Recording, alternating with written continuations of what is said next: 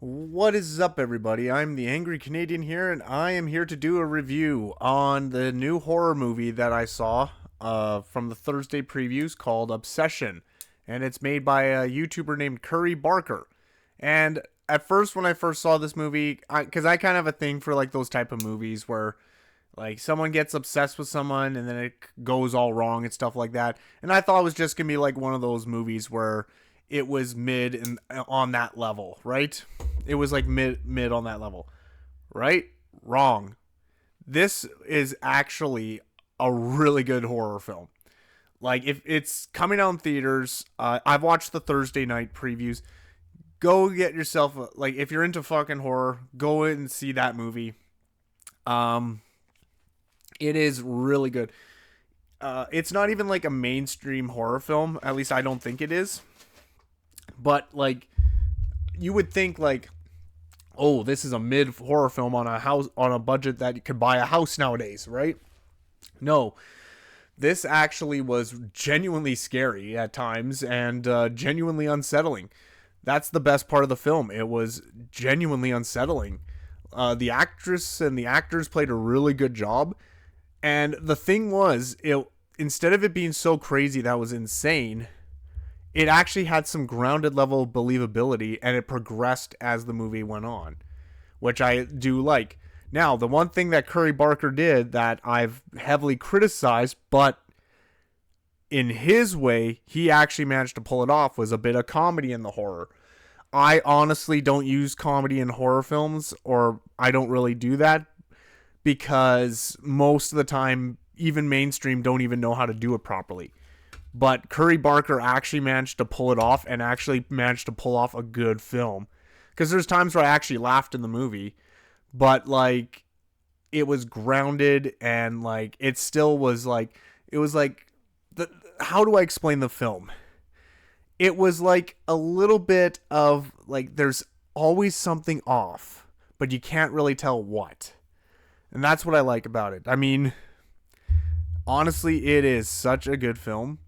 Um, Another thing too is with mainstream horror. Like I've watched Conjuring, I've watched like Terrifier, I've watched Insidious. A lot of the times you can see a jump scare coming from a mile away, right? In this movie, it will literally blindside you when there is a jump scare.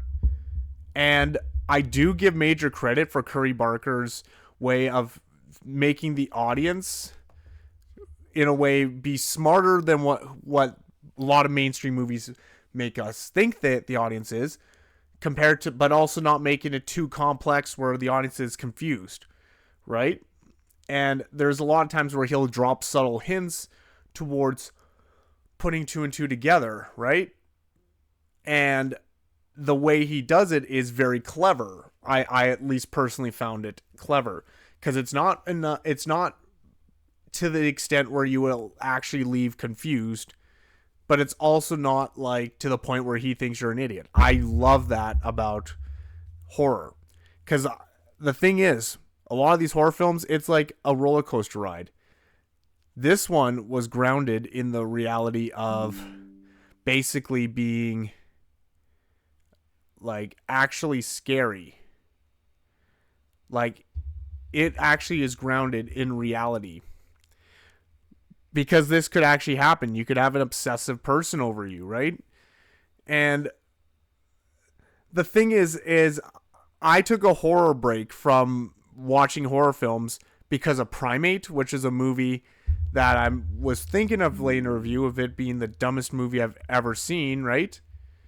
And this movie like definitely was a good way to get out of that drought because I mean the characters like even when they acted stupid like you could actually kind of see why, but even then like someone else would criticize them for being stupid or they'd actually give out ideas that actually make sense.